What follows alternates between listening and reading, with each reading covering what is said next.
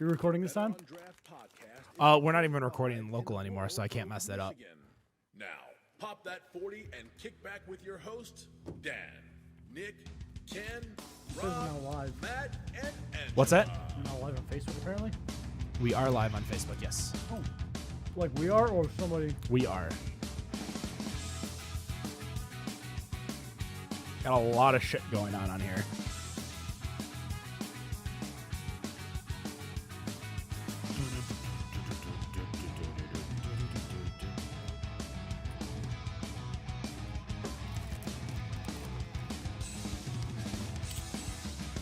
Ladies and gentlemen, welcome to episode number 104 of the Better on Draft podcast. My name is Ken. A little light here today. Not too many people, but the show must go on. Rob is celebrating his anniversary.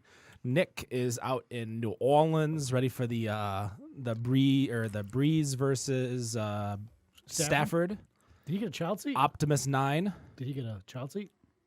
Did he get a child seat? I see what you did there. Took me a second to figure that out. He would say, go fuck yourself. So I'll do that for him. He's probably doing that via the air right now. Like the lady next to him on his bunk seat is just flipping him off. Did he get a child seat? Oh, hey, Oh, hey. that's some feedback. That's some feedback. That was all you, wasn't it? That was all on me. My bad, yeah. Okay. As long as I know that was all on you. He's flipping off me right now in his airline seat. In his little booster, and the lady next to him is wondering why this little midget's enraged. You mean his girlfriend? No. The other side? Yeah, because he's in the middle, because he's a little fella. Oh, man. So we are live, episode 104. Angela, how you doing? I'm really good. What are you not drinking over there? I'm drinking water tonight. I'm on a no-carb diet. No-carb diet? AKA hell. We got jerky. You should have some jerky tonight. That's not No carb, no meat. No carb, no more. So what are you allowed to eat? Cheese? I've been drinking green smoothies and eating spinach and sweet potatoes. I can't say I love Living. green smoothies. I so. like them too. It's actually the best part of the day considering I'm not really eating anything else. Yeah, I mean, like there's no other parts of the day. So Put a little flaxseed oil or flax seeds in them. no flaxseed. I have like a grocery list of stuff in it if you really want to know. We can talk about it on the break. So you're like the third person who's done some sort of smoothie thing on the show. Like you did a detox, and then Rob did one. I did. Well, Rob did one first. Rob did one. I did it. I did a 10-day once, and then like I do it a lot more when I'm home. Like if I'm home the whole day, like today, I didn't have anything to eat. Like I was eating or drinking juices, and I had a protein shake in the morning. So when I can control my diet, it's a lot easier. But when I'm out on the road and shit, like that's always the hardest. Like I've been at a very upscale restaurant over in Grosse Pointe recently. Which one? Ooh. Don't want to mention names. Was it good? The food was delicious. What kind of cuisine? And what wasn't good about your night? Well, it was probably terrible for me with all the butter and everything else with that. Is it an Italian restaurant? It was not an Italian restaurant. Butter sounds so good right now. Just eat like a whole thing of butter. I've been craving chicken and Chinese. That's what happens. Chicken in China. The Chinese chicken. I was gonna say a little almond boneless chicken over there. It's like I both would- chicken and Chinese. I would take that, yeah. Chinese chicken. She's gonna cave tonight. I can already feel it. The Taco Bell right across the street. The KFC right down the road. I haven't had Taco Bell in a few weeks. What? I think that's, So mine is actually like it's like a month-long thing. It's not like a cleanse. It's a specific diet that I'm following along with working out. And my poor roommates can attest for how crabby I've been because I'm not drinking and I'm not eating pizza. Is that what's happiness for Angela? Is Yeah. drinking and pizza? I It think that's sure is. happiness like defined. It's pretty much Like Merriam-Webster just put it. Pizza. pizza, beer. Matt, what are you drinking over there? I'm starting with my Modelo Especial Tall Boy. And cutting it with some Diet Verners. Gotta cut it with some Diet Verners. It's just a little too strong for me. Right straight from the bottle. So gotta get that like 4.1 down to a reasonable, 2.9. 3-2. Yeah, let's be like I don't want to be at the limit. I want to be under the limit. exactly.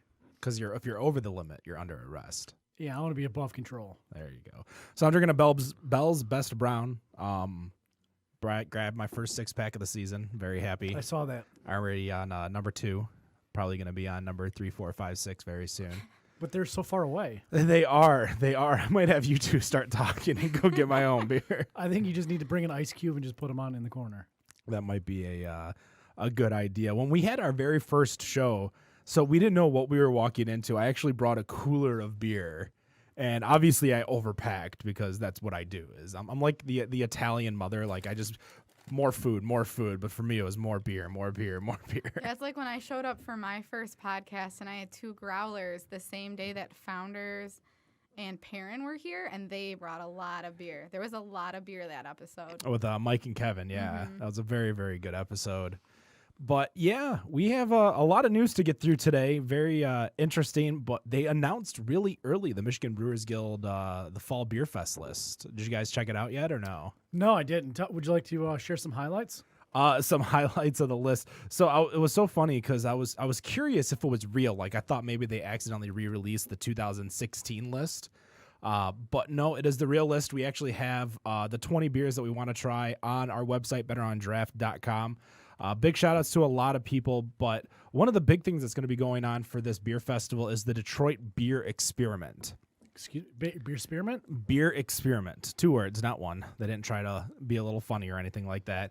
So the Detroit Beer Experiment, what they did was that they collaborated breweries with either upcoming breweries or I guess there was one distillery, which is Detroit City Distillery. So Rosedale Beer and Bistro, which is Justin Riopel. We had him on from Detroit Beer Co. That's his side project. They worked with Motor City Brew Works. Traffic Jam and Snug did something with Eastern Market.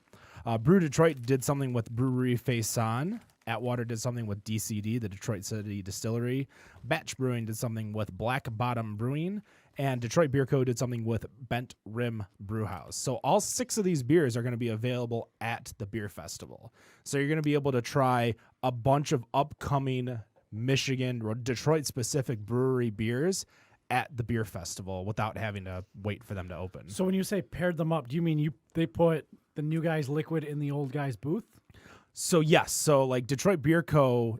Is going to have a Bent Rim Brewhouse beer, to my knowledge.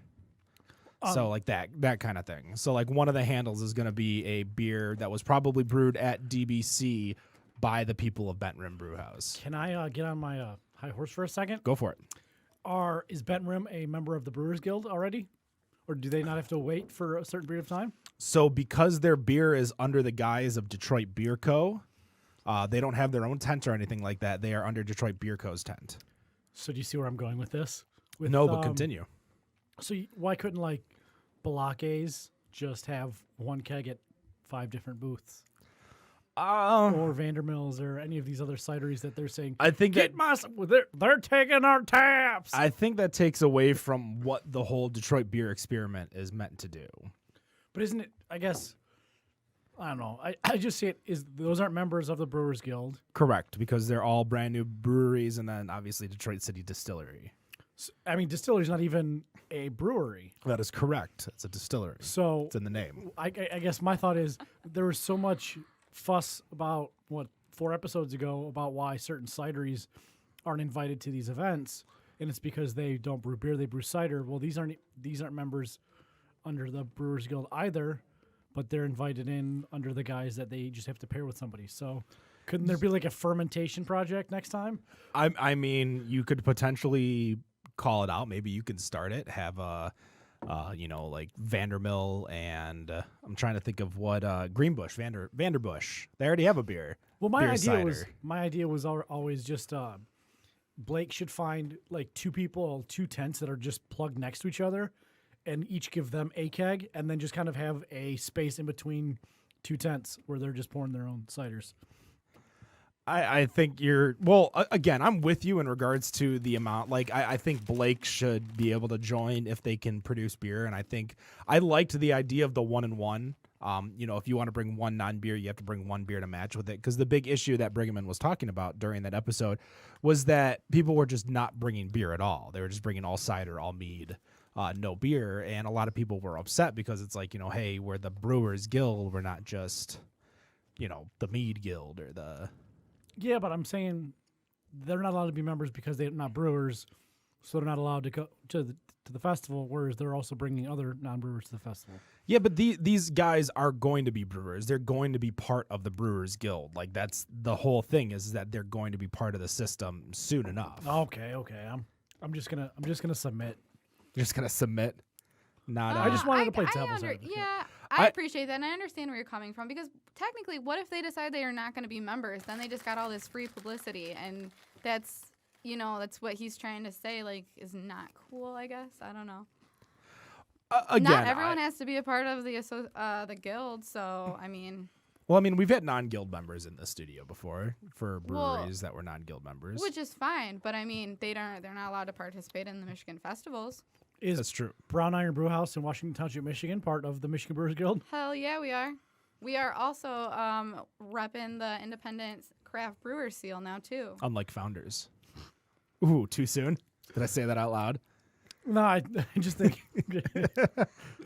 I had to get that quick. I saw something on the internet today. So, again, a lot of people, this is the first time you're listening to me and the first time I've mentioned the Founders thing, because I say it all the time. Oh, it's definitely a bingo. But the thing is that I don't care. Make good beer. Founders makes delicious beer, so why does it matter? It doesn't. So like the whole thing about Wicked Weed, like, oh, Wicked Weed just came through and somebody responded, but Budweiser's been here the whole time. I'm like, calm down. Like, why do you have to get so defensive about your craft beer when you don't follow the rules of craft beer? The same people that got upset about shorts or poked fun at it are the same people that'll be in line on Black Friday to get their Bourbon County at Goose Island. So it's just a bunch of hypocrites that are just chasing the beers they like. I don't know. They're just looking for a reason to be angry. That's all. There are a lot of angry people in that industry, or the. I think there's angry people in the world and it just spills over. Yeah. Well, it brings over to where we have this exclusivity, where we include everyone except if you don't like the beer that I like or you're not a big beer drinker. Like somebody refers that a big beer as in like bourbon barrel aged, or a big beer like a double or a triple IPA. Like if you don't like that, you're almost like a segregated minority in the community because you shouldn't not like big beers. Yeah, I don't know if it's I don't like bourbon barrel beers or I don't like bourbon. Well, I don't like bourbon. I know that, but like I can sip a Jim Beam or whatnot. I'm never gonna go out and buy a fifth of whiskey and just pour it into a glass and drink it. You'll never. Well, you're not. Oh, fifth of. I thought you were about to say pour it into like a bottle of beer. No. Like cutting beer with whiskey. Sounds frisky. Let's see what you did there. Yeah, little rhyme. But you know what? You've never had a barrel aged beer that you liked? No, Bourbon? I can't say that I have. You don't like Bourbon County? I don't. Well, I haven't opened it to be honest. I mean, but I understand where you're coming dark from, but beers just don't do it for me. So I mean, what about Bourbon County it's so easy to drink. I already feel like a minority in the beer community in that I don't chase those. When I see BBA on a menu, I initially just go to the next one. I don't even worry, just because I just think it's pointless. Someone else is going to like it, so I don't want to take those 2 to 3 ounces that I'm going to steal from somebody else. Well, that's exactly how I feel too. Whenever I'm out and about, I'm not going to drink an IPA, and I'm like, well, you can have more. Then it doesn't bother me to not drink it. We need more Kens in the world. Then there'd be more M43 to go around. Well, if there was more Kens, there would be no M43 because it wouldn't have been the thing. Fair enough. Always playing devil's advocate over there. We did see at the UP Beer Fest, we saw M43 Porter, but it was by by another brewery. Yeah, that's right. We laughed about that. I'm trying to think of whose brewery was that. Who was off of M43? I know exactly where it was, but I can think of it. I'm sure there's an Untapped review for it somewhere. Yeah, probably like not the real M40. Not enough haze. Too dark. But we have the Fall Beer Festival coming up. So we were talking about the Detroit Beer Experiment, which Matt got on his high horse. And, sorry about that. No, you're not. No, I'm not. I'm really not. I actually had the list of stuff that we were we had suggested to drink. So whenever I go through these festivals, I'm not going to give you all the biggest beers, the most, I'm not going to put KBS on the list. Like everyone knows to go see KBS. Everyone knows to go see X, Y, and Z. But like Atwater had a Gin Barrel Brett IPA, which sounds different, sounds interesting, and sounds really good. And that's actually what they did with the Detroit City Distilleries. They used the gin barrels from DCD to make a Brett they barrel aged a Brett IPA. What is a Brett IPA? Brett scares me. That's what I stay away from on menus. Brettanomyces. So it's kind of like what is it technically? Like a fungus or something that infects the beer that makes it a sour? So a sour IPA? Fungus is probably not the right word. It's a wild yeast. Okay. Yeah. There has spores, science, biology. It's gonna stare you back in the face because it's so scary. But there's a bunch of other things. So, did you have the apricot when we were at the summer beer or the UP Beer Fest from believe so. Fillmore 13? No, that does sound. Actually, I might have. That was the apricot double that they did. So that was one that we talked about for this upcoming beer festival, because that was definitely the winner for me at the UP Beer Festival was the apricot. You know, I really fell in love with that Mosaic dank juice. I think the whole outside tent. Maybe it's because we just like sat there Parked for an hour. Yeah. We tried to like get our bearings. Well, so Oddside heads the barrel-aged sweet potato souffle rye, which is their gold medal winning beer. Yep. That they just won at GABF. So that's going to be there. We also have a lot of different beers. Unity Vibration's going to be there, which is always Kombucha House. the right? Kombucha House. Yep. And if you remember when we had the Brewgiver here, they actually have a beer dedicated to him that we suggested to go check it out. Is it Kombucha Giver? It's just called Brewgiver. There's no attempt at anything funny or anything Damn like it. that. But when we go over these festivals, you know, we have Pigeon Hill on here, but we don't have OCP or double OCP or Is it your 'cause you mom guys or your grandma on You French guys toast. stood in line and were just like, "Oh, really? You guys are just lining up behind me?" Well, that was the thing. Did you ever hear this story from the Fall Beer Fest? So I was talking to the people at Pigeon Hill and just shooting the shit with them. We were right next to the shorts tent. And sure enough, a line starts forming behind me because your mom on French toast is about to be tapped. And I didn't even realize it until like I looked behind me and there's just line. So I started a line without even knowing I started the line. Did you get to try the beer? Oh yeah, I was so here I am, you know, schmoozing all the people on the line and passing out the card, talking about the show, and our videographer who was there that day literally like grabs me by my my collar to pull me back. He's like, "It's your turn to get your damn beer, get it." So went back in line, got it. Very underwhelmed in regards to, I think I built it up too much in my head. Not a bad tasting beer, but definitely built it too much in my head. But one of the big things too is my favorite Dragon's Milk Reserve is going to be there, which is the coconut rum.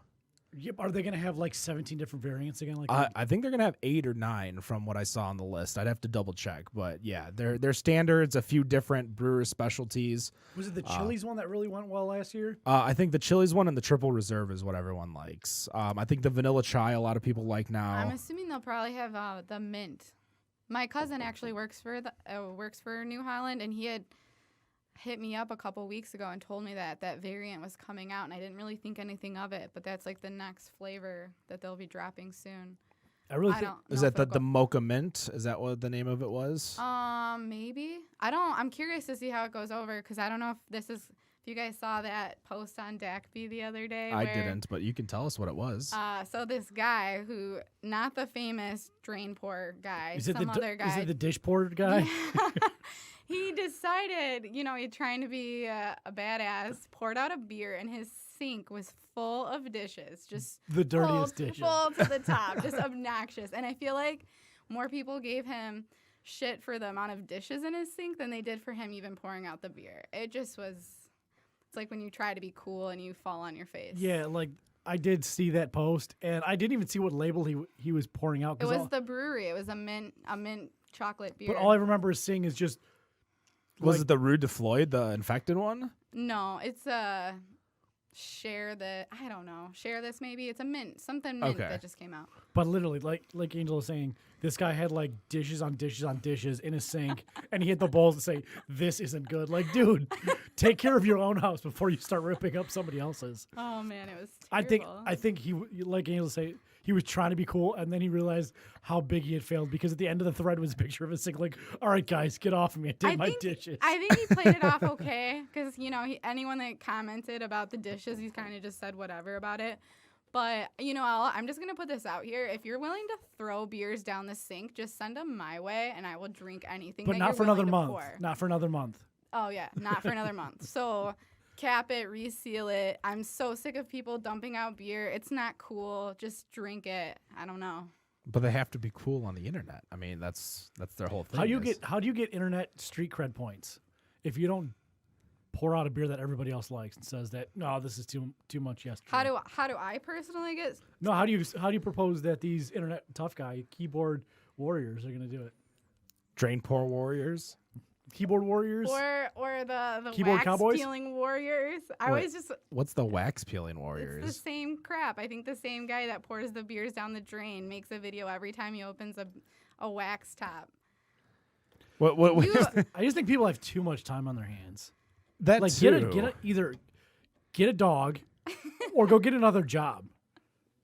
Like clearly you're not contributing to the economy if you're just going to sit there on your ass pouring beer down the drain. I mean, I guess you are contributing to the economy because you bought somebody's beer and It's a rarity when I pour a beer. Like and I don't even pour beer down the drain. It's because either like I had drank so much and my brain was bigger than my liver for that night, and I'm like, I don't want to drink anymore tonight because I'm gonna feel it in the morning. I think the only time I ever drain pour is when I just didn't finish that beer and then I come back to it a day later and said, yeah, I probably don't want to finish this beer. Like after our 100th episode, I went home and I cracked a Vandermill. That might have been like 99 or 98. I had a totally roasted by Vandermill and I just didn't finish it. And then I came back to it like the next day and said, yeah, this probably has some fish flies in it and I don't need the extra protein right now. When I first moved in with my roommates, it was a thing that if he didn't finish a beer, he would just put it back in the fridge. What? And so there was, for a while, there was a couple like half-drink beers just always in the fridge because he would crack it open, forget about it, go to bed, whatever, and just he would save it for later. But he would drink them later. He would drink an old flat flat beer? refrigerator beer. I think we need to call this person out. What's his name? His name is Albert. Albert. I don't think he's ever listened, so call away.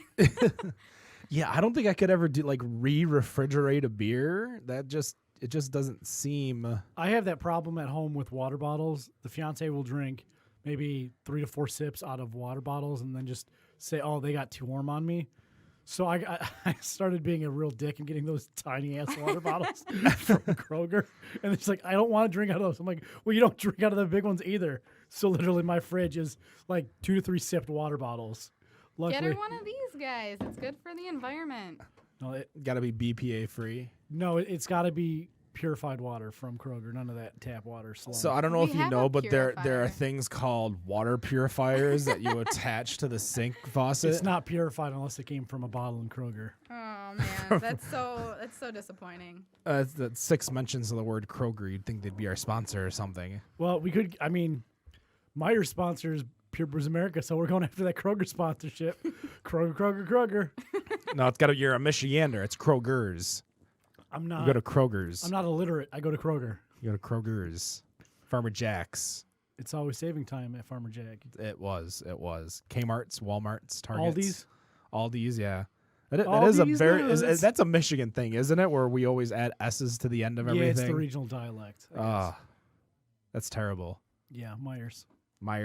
So So we also had one more I wanted to mention, which is Cellarman's. The Saigon Sin is going to be there, which is their cider. So they actually have a malt liquor that they're bringing to the festival too, the Imperial Thrasher. a malt liquor. Malt liquor, yes. Cellarman's. Cellarman's. What kind of beers are they bringing? So, malt liquor is one of their beers. Okay. They're bringing the Boogeyman, which is their stout, and then the Saigon Sin, which is their cider. So those are the 3 drinks that they're going to be bringing to the festival. Now, what is Saigon Sin? It sounds like Vietnamese. So is that some sort of like lime, mint, coconut? Cinnamon, vanilla. So I was wrong on all of my guesses. Yes. yes. So it's with Saigon. I think it's Saigon cinnamon. I think is the thing that really gets it through. But I think it's got like lemon thistle. I'd have to look at the actual thing myself. I don't know off the top of my head. But definitely a very, very easy to drink, not too sweet cider. That's really good. And this is 2 weeks from tonight, correct? It is 2 weeks from tonight. Yes, and tomorrow. 2 weeks from tomorrow. 2-day event. Oh, if you're interested in winning free tickets next week at Brown Iron's Halloween party, I'm giving away 2 tickets to the Beer Fest for best costume. Best costume. Best costume. Dress to impress.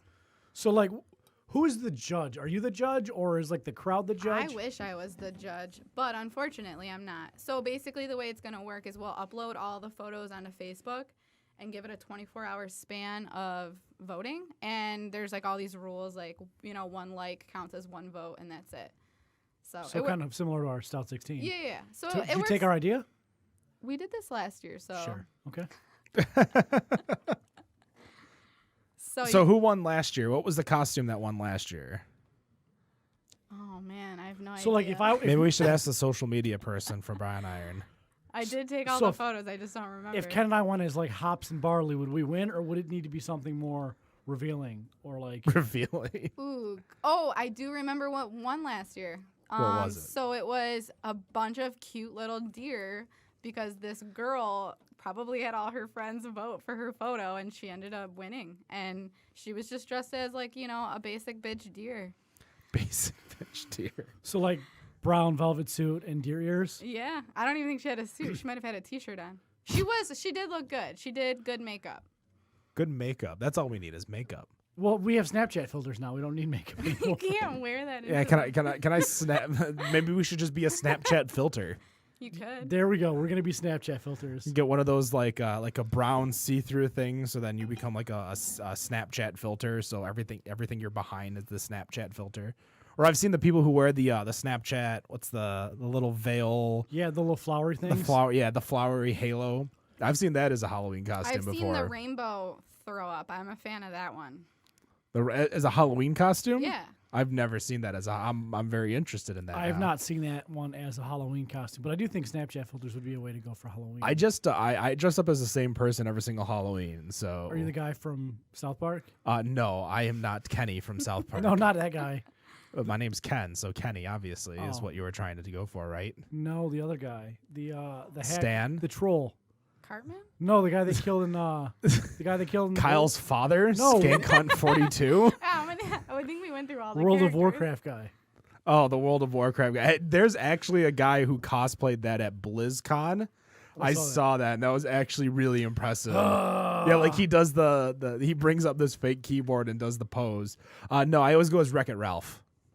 Red overalls. Well, it's more beige overalls with an orange shirt. What is Wreck-It Ralph? It's a Disney cartoon. You go as a Disney cartoon? I do. Isn't it a Pixar? Yeah, I think it's Disney, current, like modern day Disney. It was like from 4 years ago. Yeah, it's So what were you before you were Wreck-It Ralph?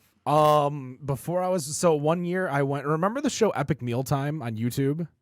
So there's a show called Epic Mealtime on YouTube where they basically got drunk and made these giant, ridiculous items. So like they would make lasagna, but instead of meat, they would put McDonald's hamburgers as like the meat and make this giant lasagna. So I went as one of the characters of that, which was literally a gray shirt that says bacon strips, sunglasses, and an empty handle of Jack Daniels. That was one of my costumes. Did people know who you were? Nope, and I didn't care because the only time I ever wore a costume was to get into. There's a event. A buddy of mine hosts a costume party where you have to have a costume, but it's $20. Open bar, open food, open everything. So I had to make a costume. I think the most basic costume I ever saw was my old roommate went as a ceiling fan, and he just had a shirt that said "Go Ceilings." Go ceiling. That's actually pretty. That's very ingenuitive. Yeah, I mean it was the simplest costume I'd ever seen in my life. What about you, Matt? What do you go as? I have a pair of lederhosen, so I just strap up the lades and a white button down, and I just go shoe plotler all over the place. I don't even know what you just said. Yeah, so you ever seen European Vacation? Yes. You know when Chevy Chase gets into a fight with those German dancers? Yeah. I just dress up as one of those German dancers. I remember I went up and down Main Street at Central a few times with that, and I was kind of the talk of the town. I'm sure you were. That was That's because it was in the middle of March.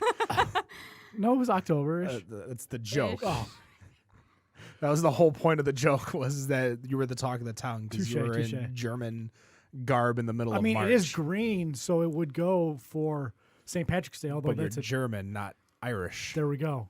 But the issue is the lederhosen don't really work. They pretty much stop mid thigh.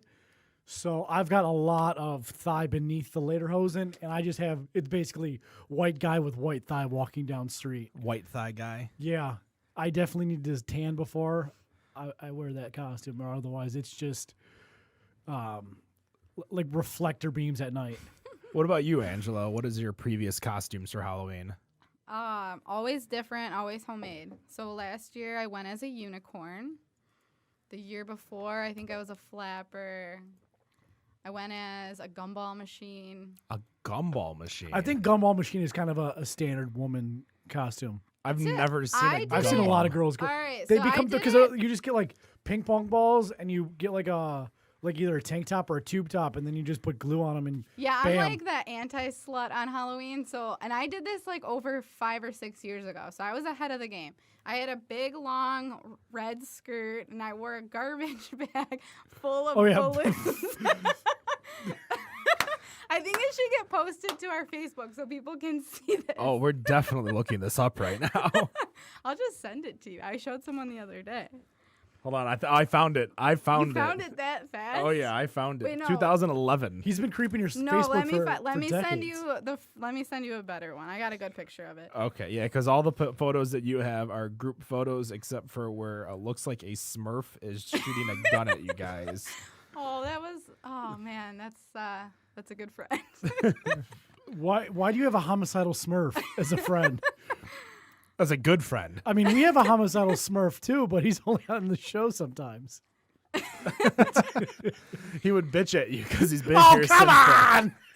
There you go. There's your Nick thing. There's your Nick drop. Yeah, there's your Nick drop. Yeah, so I've always done for the past like 4 years just Wreck-It Ralph because I have the overalls. Like I spent $50 on these overalls to wear Like, once a year. So you bought the overalls knowing that would be a go-to Halloween costume, or you bought the overalls and then just fuck it, I can go as hot. This is my No, Halloween I bought them specifically for the Wreck-It Ralph costume. Now that movie is what, 5 years old at this point? 5 years old, now, probably at what point can you no longer say I'm Wreck-It Ralph and you expect people to have any semblance of what that means? I mean, I think you have think I two could more I years? pull. wouldn't even know. It's a John C. Reilly movie, isn't it? It is a John C. Reilly. Ed Wynn is in it. Sarah Silverman. I'm trying to think of who else. There's a lot. So like the whole point of Wreck-It Ralph is he basically plays the villainous character of a 80s arcade game. And at the end of the game, when everyone leaves the arcade, they all meet up and they're hanging out and talking to each other inside like the video arcade game. So that's the whole point of it. But It's like a night at the museum where all yeah, the Night at exhibits the come to life. Museum. That's a good way to put it. But So it's arcade games instead of museum exhibits. And he's a bully. yes, he is Wreck-It Ralph. So It doesn't really fit your personality though. oh no, not at all.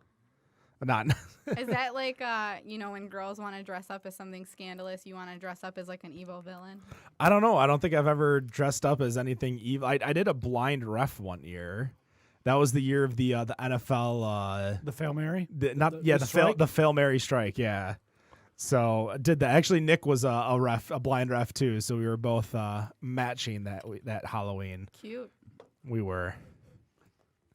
So you always go as the lederhosen. I just think I have like lederhosen, so instead of going out and getting stuff, I went as a personal breathalyzer test once. Probably this would have been I could just imagine the words "blow me" on you. no. So I went to Halloween USA like the week before Halloween because I was living in Troy at the time, and literally everything was gone. Like the shelves were gutted. You know how it is. Yep. And it was literally a box that you put on yourself. It's a foam box. Oh, it was a real costume. Yeah, that you just put your arms through and so on and so forth.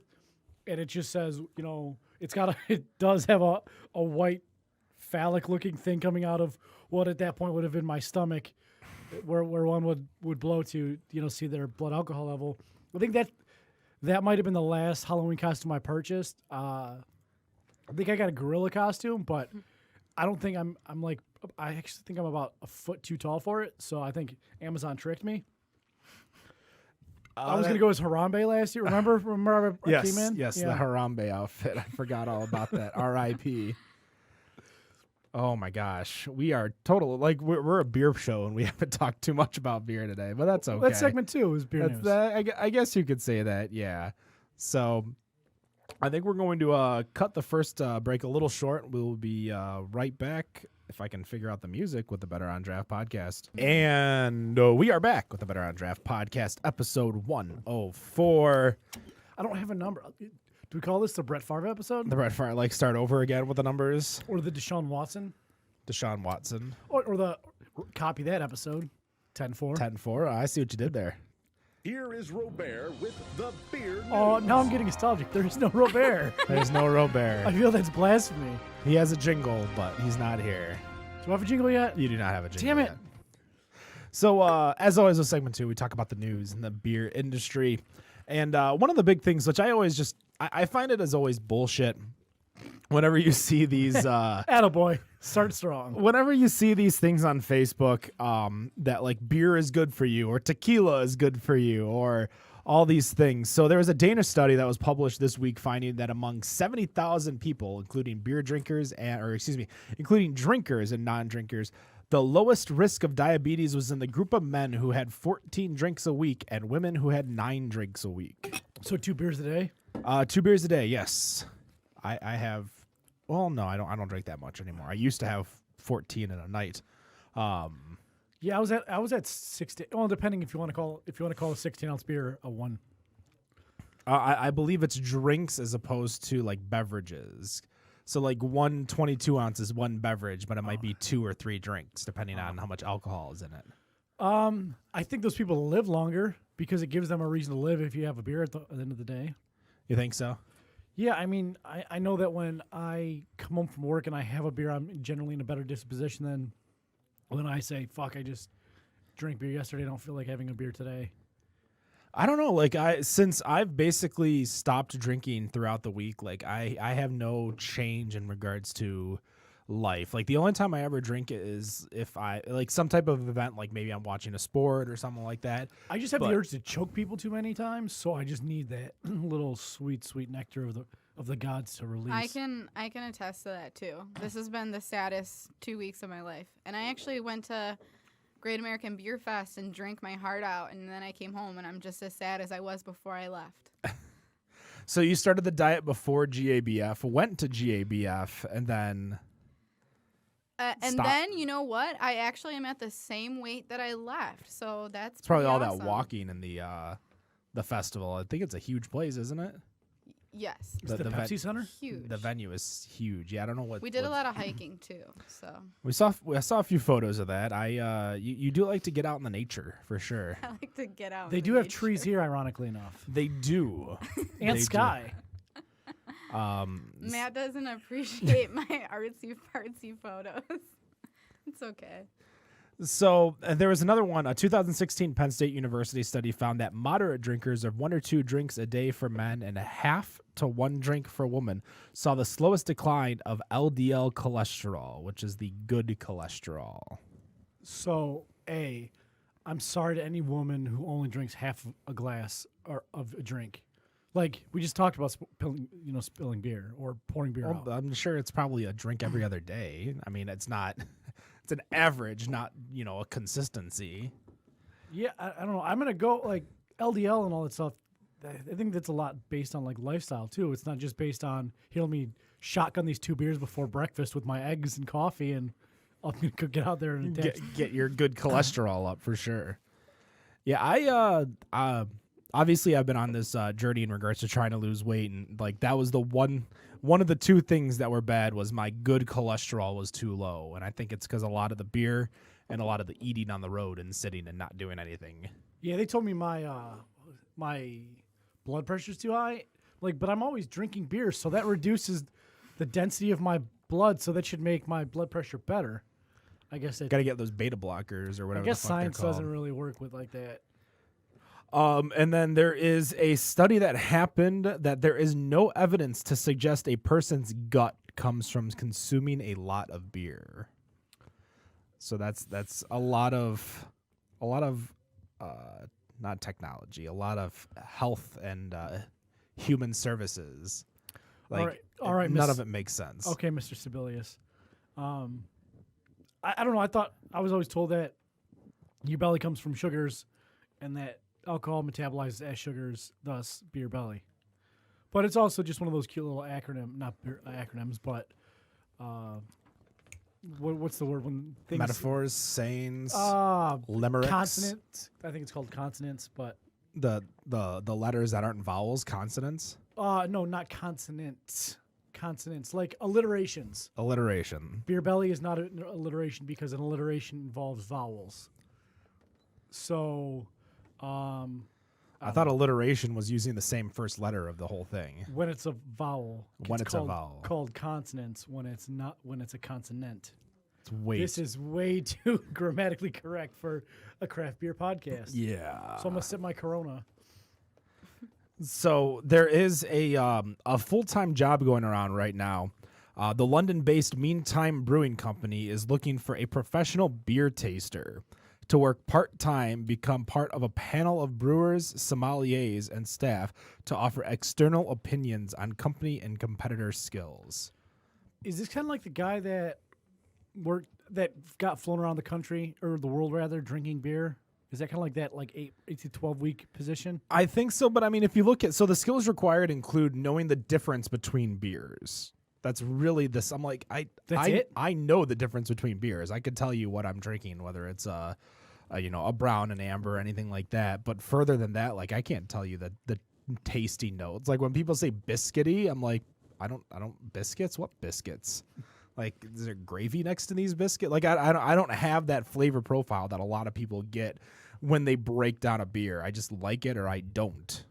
I mean, Angela, you work at a bar, you work at a brewery. Like, how often do you get people who way overly break down these beers and you're just like... We were just talking about biscuits this morning. You were just talking about biscuits as in eating biscuits or biscuits No, as the in biscuit beer flavor? Because, so from my understanding, it's going to be like some grain that gives it that biscuity flavor. And we were talking about it specifically because of a beer we were brewing, a beer that should taste like a cereal. And I asked if it was brewed with cereal, and they said, no, it's brewed with such, such, and such. And this gives it that biscuity flavor. So I don't know. I guess biscuity would just be kind of like bready, hearty. Like a sweetness, probably, like a light. I don't know.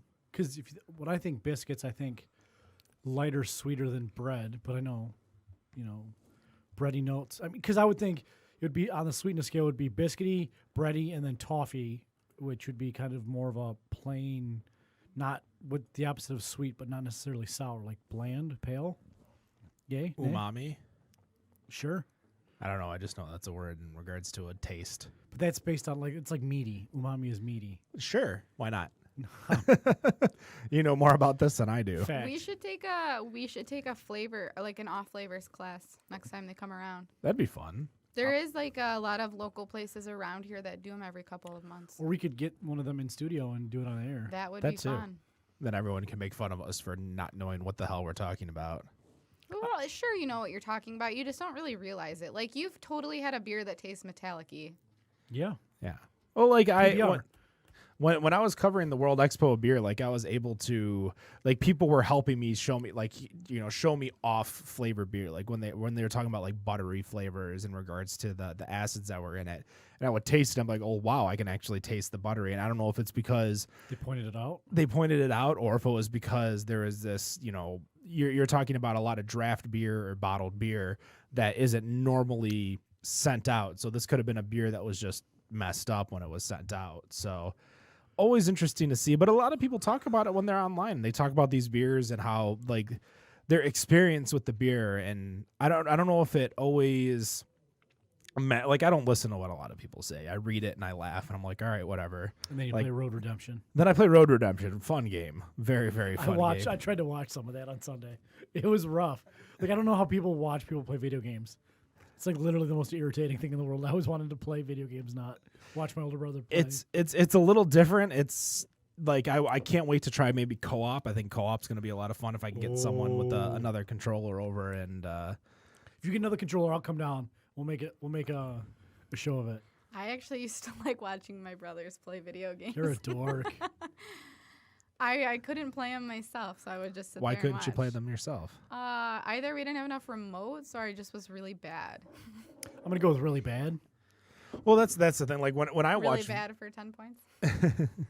when I watch video games and I watch people play, it's usually either I'm looking at a game with the potential of buying it, or I'm watching some type of contest, like a tournament or something like that, where people are playing for like real time money. Yeah, like I play. The only games I ever play anymore are Madden and MLB baseball. Like I'm strictly sports on video games. I used to be really big into the Assassin's Creed franchise, but the ships just killed it for me. It was so annoying to have to get on a boat and shoot cannons at somebody. Like I liked jumping off the roofs and putting a knife through your throat. Not like Through their throat, not your throat. not specifically That'd be a mine. really weird Yeah. way to commit suicide. Yeah, that I don't know if you would be able to finish that, but that's a side conversation. But like I've seen a lot of like NBA like screenshots recently. Apparently they're like messing with those glitches. They actually brought back NCAA basketball through NBA 2K18, which is pretty cool. Uh-huh. And I kind of was looking at WWE, but I just don't get enough time on my PlayStation anymore. Why is that? Just working. Like if I have free time, I'm out showing houses and trying to make bank, bro. Got to make that money. Cashing checks and snapping necks, bro. I don't think people say that. I gotta change this face, or someone's gonna change it for Yeah, me. you should change that face. Ooh, ow. That was a That was Step that was Brothers reference, Really okay? rude. How do you feel about guacamole? Nobody followed that with the Step Brothers? Am I just, No, you yelled at me during the break for watching too many movies, and here you are quoting a movie. I would have thought that. I mean, Happy Gilmore came out in 1994. Step Brothers came out like 8 years ago. Yeah, so there's more options and time to watch Happy Gilmore. But Step Brothers is literally on loop between TBS and then it jumps to TNT, and then USA Network, and then it does repeat. What if you don't have cable? I don't have cable. Some of us aren't living the life of luxury. I was gonna say, yeah, I don't have cable, so You don't have I don't see. I don't know what that life's like. I don't have I'm cable either. afraid to cut that cord. I have YouTube TV just for when I want to watch Miami football and the Lions. That's pretty much, and the Red Wings, because I have Fox Sports on there too, so I can watch the Red Wings. I don't know what I would do without cable. It's not that hard. Like I've got USA, Fox Sports, ESPN, and Fox 2. I have 2 cats and I text a lot. That might be the. I think we should be better on draft episode 104. I have 2 cats and text a lot. That's the name of the title. I That's the name have of the 2 episode. cats and text a lot. So there was a commercial that's been going out probably for the last month and a half now, and I'm sure all of you guys have seen it, which is the new Bud Light commercial that quote unquote attacks the mead community. Oh, is that the Dilly the Dilly? Dilly Dilly commercial. Have you seen this? Is this on cable? Oh my god! So it's actually made its rounds on like the internet. Like that's how I've seen it. I've never seen it on TV. I've only seen it on the internet. I'll look it up on the break. So this commercial, basically somebody shows up with like a 6-pack of beer and like presents it to the king. It's like a Renaissance type place. And he goes, "You are a true friend of the king, Dilly Dilly." And that's like their cheers. So like the next person brings like a 12-pack and they're like Dilly Dilly, and then a 24-pack. And then this guy comes up and he's like, and he puts this thing on the table and he goes, "This is a honey wine mead." So this is a ginger honey mead I've really been into recently. Yeah, like I've been really into. Like he gets really into saying that. and he's like, "Dilly Dilly," and the king is just like, "You're going to go to the pit of despair." And so now I have a lot of friends on my Facebook that work for meaderies, and they were again, when we go through these commercials, this is a Bud Light commercial. Not a Anheuser-Busch, not a ABI, a Bud Light commercial. So when people are going through being like, "Oh my gosh, you know, they own all these companies, they own cideries, they own all these flavor," the whole pumpkin peach ale thing when the Super Bowl came out, and then they had just purchased Elysian. And I'm like, it's a Budweiser commercial, not a Bud, you know. That's the thing that people don't understand is that Bud Light is a anti-Budweiser brand. It is a low carb, just like Diet Coke is an anti-Coke brand. You know, all of these brands are they fight against each other. Just as what is Pepsi? Pepsi owns Aquafina, I think. Yes, because Coke owns Dasani. Yeah, so like Aquafina is an anti-Pepsi because it's water and not high fructose corn syrup. And my thought is, I've always thought ABI is more of a marketing brand that happens to sell beer than an actual beer company, because they put all their money in advertising. They don't really put their money in anything except ads. But if you go through the history of Bud Light ads, they're all little comedic things. They're all trying to be funny at what's topical and humorous. I don't think they're trying to call out any cideries that make a honey ginger mead. No. And you got to realize, like we always say that let's start a fight on the boards of DACB by saying mead is not beer. Well, honey mead is redundant. Like we talked about ATM machines and PIN numbers yesterday. Yes. Or last week. Their job is to make you laugh and make you want to drink their beer. What the ad did made some people giggle and made people want to drink beer. And unfortunately, in this political climate that we live in, where it's such a divisive world, either you like it or you hate it, by ruffling the feathers of people who love their honey meads, they played right into the hands of people who are Johnny Sixpack, who are going to go and laugh at those people and say, hey, look at those little people drinking their nano beers. There's another... But the people who are offended by it are the people who aren't buying Bud Light in the first place. There's another commercial. I think it's like a direct TV commercial, and it's got Danny Trejo, and he's in his little suspenders behind a bar, and some guy walks up to a bar and says, I want a macro brew. No, a nano brew with a fruit beer with hints of leather, but not shoe leather, more like a belt leather. Like, and it's kind of like pick what you want, but not what you don't want. You know, pick direct TV. And so do you see? I haven't heard the uprising in the DACB community about people are going to boycott DirecTV because they're making fun of them for drinking fruity leather beers.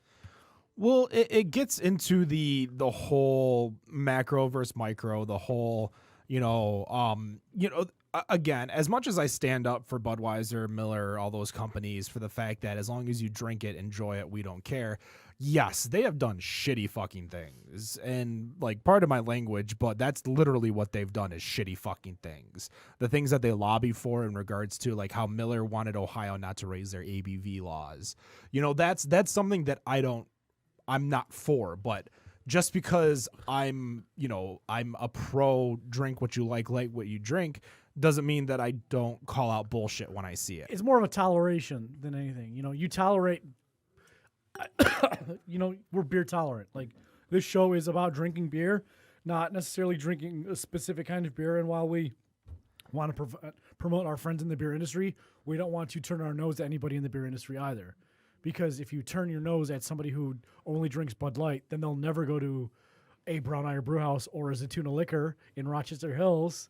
They'll never leave that Budweiser door. They'll always just go and pick out their Budweiser. They'll never try a beer from a North Center Brewing Company in Northville, Michigan. They'll never ever think to go there because they're stuck on their beer. So we want to get people to, hey, it's cool if you like Bud Light, but also, hey, try Short's Local Lager. Or, hey, it's cool if you like this beer, but what about this Berliner Weiss from Baffin Brewery called The Beach Mode, which is really super good?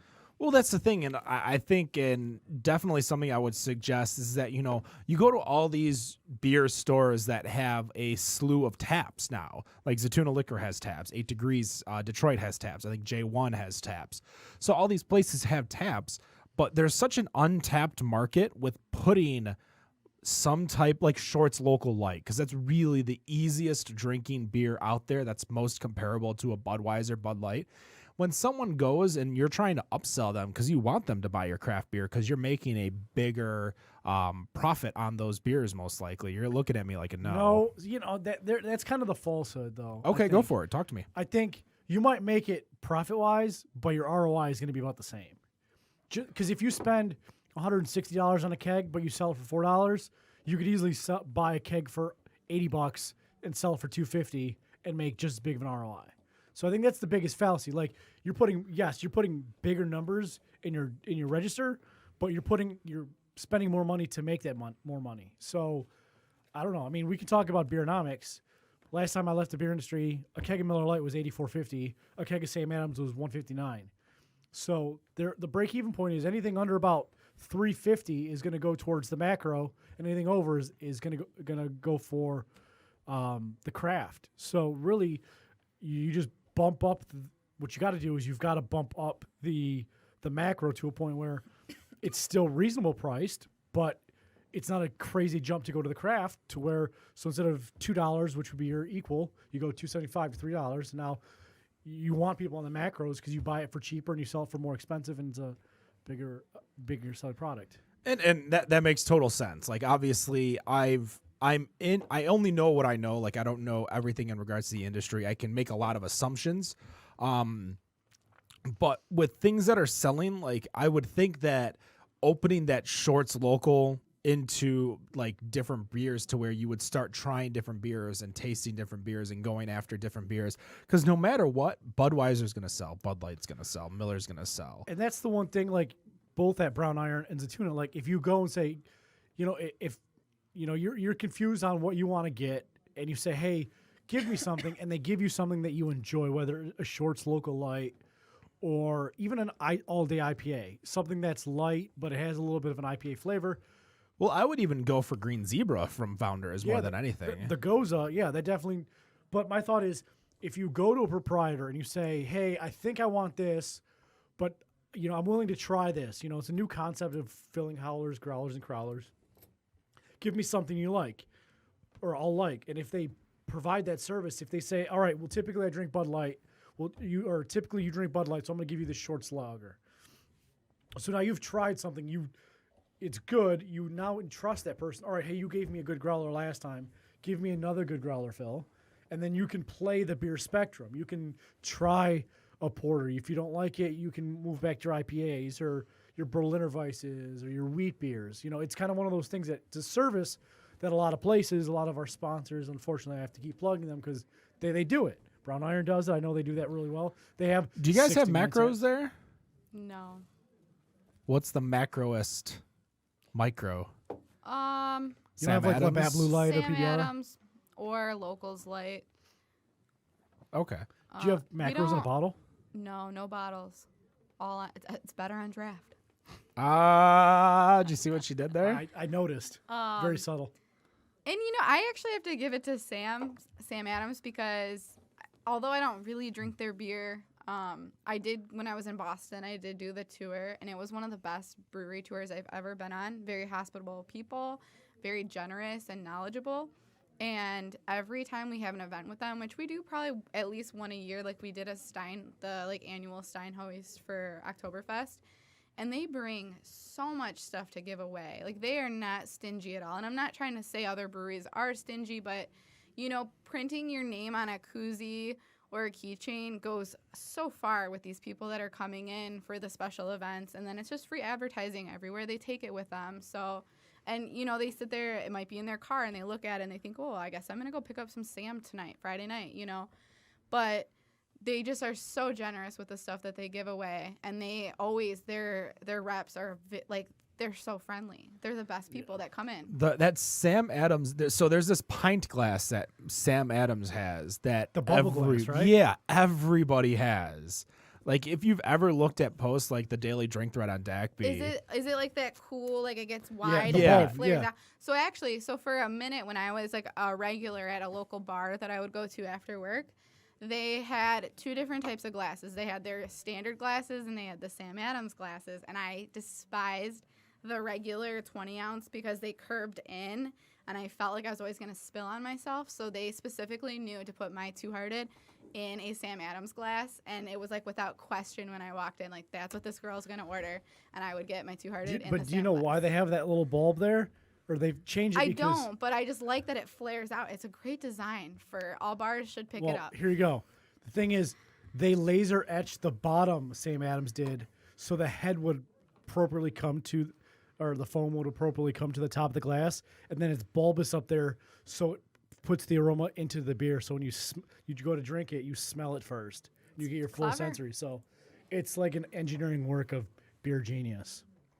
And everyone has those glasses because they are giving them away at their events. Because what does it really cost them to give away a glass when someone's coming in and buying $30 worth their beer on tap? I mean, it's worth it. It's worth it to get your name out there. Not that they need any help with that, but they're good at maintaining their identity, I guess. Yeah, and they do. I mean, Sam Adams Light is a good light beer. I just have a problem personally spending $14 on a 12-pack of a light beer, and I think that's just the beernomics in me. Because I remember as a kid, like I would drink Coors Light a lot. That was As my a kid, beer. you were drinking Coors Light. I Let's, think like, he can means you- like 21 to 23. yeah, so when I was like 20 to 21, I was drinking a lot of Coors Light. 21 to 23. Sure. And I remember I was hanging out with my friend, and we had walked to the Bushimis on the corner, and we got maybe an 18-pack of Coors Light. And I was sitting there, and I just screamed, shit. And he looked at me, he's like, what's wrong? I said, for 50 more cents, we could have gotten 12 more beers if we would have just switched to Bud Light or Busch Light. So I've always been an economy drinker. So to spend $14 on a 12 of Sam Adams when I can spend that money on a loose case of a macro beer, like when I'm drinking my light beers, I'm drinking them for a pounding long time session, not a hoity-toity, let me show you my crazy. I feel you. I'm a very economical drinker too. I would rather have a keg of M43 than a 4-pack. $2.88 a pint versus $4.50 a pint or whatever. Okay, well you're on a diet, so you can't even drink a single sip. I can't drink any, and I actually picked up a lot of Boss Tweed that's just calling my name. But it's gonna mellow now for you, and it's just gonna be at your perfect level. What else? We've talked about that though. You want to talk about stuff we talked about 100 episodes ago. Is that a decision you guys make when you guys are out and you're at the bar? I've brought up my whole Joe Louis Arena Raw before WrestleMania. Yeah, the I don't Unibrew. I typically do not buy concert beers. I will just pound as many as I can in the parking lot and then ride out. I gotta pee the whole show. Yeah. Well, that's another thing I'm not gonna go into details on, but I get in there and I ride off my drunk and then that's that. I don't, because once I start riding off the drunk, I start getting the headache, and then I need the beer, so I need to. Concerts are only like an hour and a half, 2 hours like long. 3 hours. Who is playing 3 hours? Dude, I went to Bob Seger. He played 3 hours. That show it started at 8 and didn't leave till I didn't get home till 1. He went on stage at 8 o'clock? No, we went on at like 9-ish. Okay. But I still didn't get home till 1. And then I guess I have to explain myself even more. I always miss the opener. For instance, we did miss the opener, but so I guess they stopped selling beer at most concerts even at like 9 p.m. Yep. Like I remember, I went and saw Luke Bryant. Because usually the curfew is 11. So actually they probably stopped selling more around 10, technically. Well, I remember going to see Luke Bryant at Ford Field, and before Luke Bryant even took the stage, they had cut everybody off. And I was like so pissed. I would too at a Luke Bryant concert. I need copious amounts of alcohol to get through country music. And I was right at the merchandising stand that goes from candy to beer. Yeah, the craft beer stand. So it was the Luke Bryant stand that week. And so there's the taps, and it was Budweiser and it was Bud Light. And I'm like, I can't justify paying $9 for either of this, but it's either that or a self-inflicted gunshot wound. And a bullet. What about those really cool margaritas that come in those like fun glasses? That cost $40? I would rather pay $9 for tequila than I would for a Bud Light. Well, that's the thing is that even at those places, I'm loyal to my craft. I'll go to I'll find like the craft beer stands or something like that, because even the craft beer stand at not Joe Louis, Ford Field, the one over by Nick's season tickets, which is by one of the exits. They have like a pretty good. They usually have like Eric the Red on there. They have like 3 or 4 different local, like a Kuhnen beer, maybe another beer, and I'll always go for those because they're like $9-10. So I mean that's in line with what you would typically get, which, like typically, like I remember again, I would sell Miller Lite, and I know that 16-ounce screwable is 88 cents. So for you to look me in the face and say that's $9, sir, I'm not happy. I can't justify that. Like even those red 16-ounce cans, those are like $1.12. Yeah, I mean, can't you get like a 12-pack of Bud Light for $9?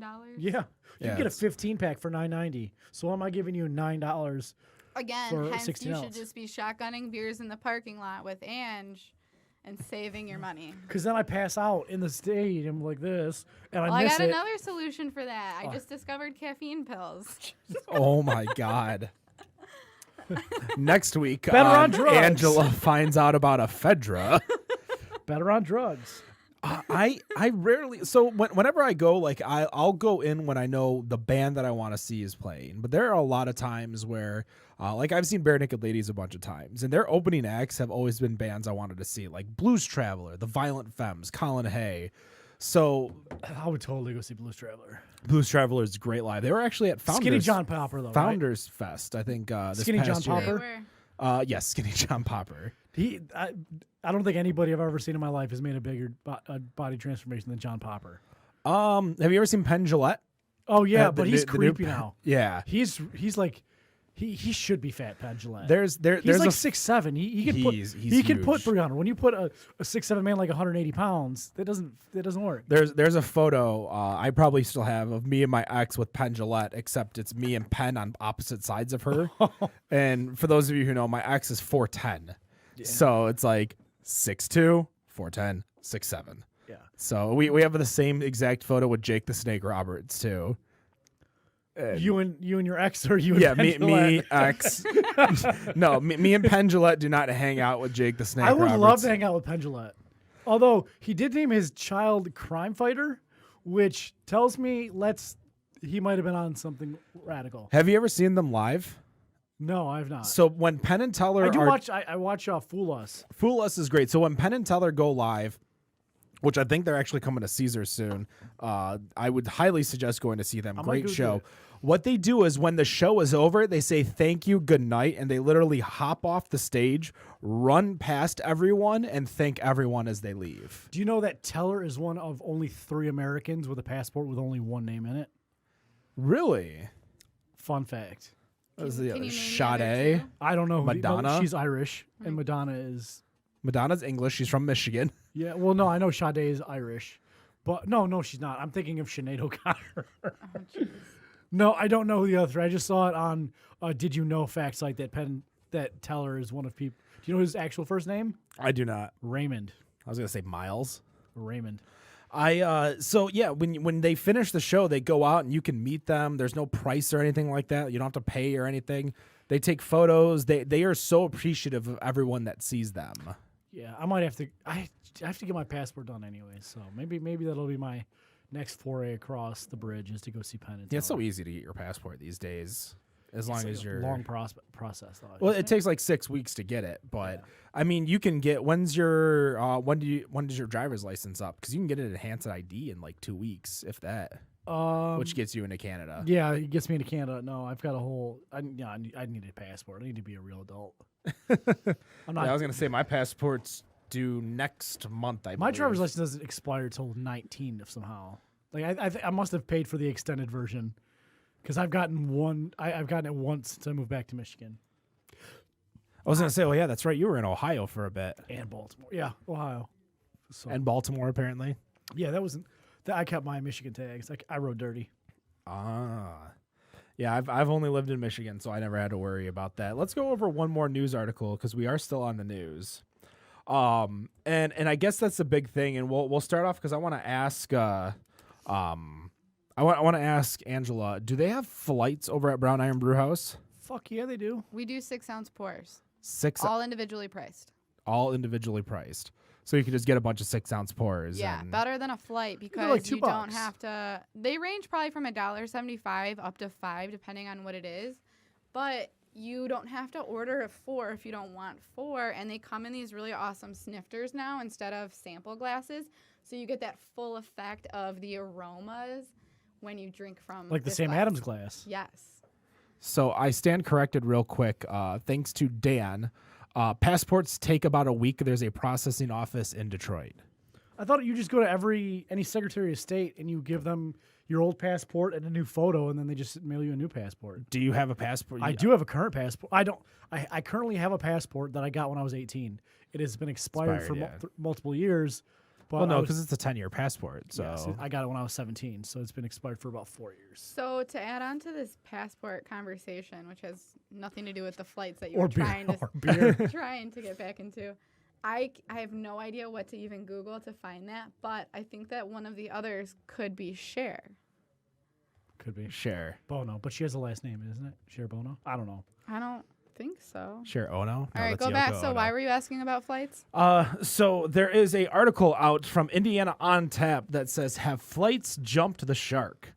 The evolution of craft beer has seen its improvements, drinkers getting used to different glasses or pour sizes based on beers, and that their beers don't taste like Old Milwaukee. But one of the downfalls to craft beer, according to one opinion piece, is flights. So a guy by the name of Mark Lasbury of Indiana on Tap says that drinkers love flights for the wrong reasons while bartenders hate them for the right reasons. For one, they are good because of a variety of new and old craft beer drinkers getting to find out what they like. In essence, it's the best way to get to know beer. But do they get used wrong, causing breweries to lose money and ingrain bad drinking habits with consumers? How are they losing money, and how is it creating a bad habit? Maybe people are buying less beer because they're buying flights as opposed to buying pints. I don't know. You'd have to ask Mr. Lasbury. Do they list the bad habit or no? Do They drink their Overdrinking? do they drink their like 4-ounce flights and then leave? Like I think a flight is like bait, where like I think you do the same thing, Ken. Is I get a flight when I'm in And a then new you place. pick your favorite? I pick my I probably narrow it down. Like I was at River Rouge Brewing Company a few weeks ago, and I picked there were more beers that there was less beers that I wanted to try than I had to get for a flight. But then I tried a couple of things I never would have thought I would try. But then I picked, I really like this beer, so then I got a pint of it. So for me, like I always go a flight with a pint of the brown, and then usually a pint of whatever I like from the flight. Like usually that's my beer economics when I go to a brewery is from the flight of beer. I pick one for a pint after, but I usually have a pint of brown with my flight. Yeah, because it's like a palate cleanser for you, though, because that's a familiar place for you to go back is to your palate of brown. I usually can't drink that much. I'm usually like, 1 or 2 beers. So if I do get a flight, I'm probably only getting a flight. I might get like another sample.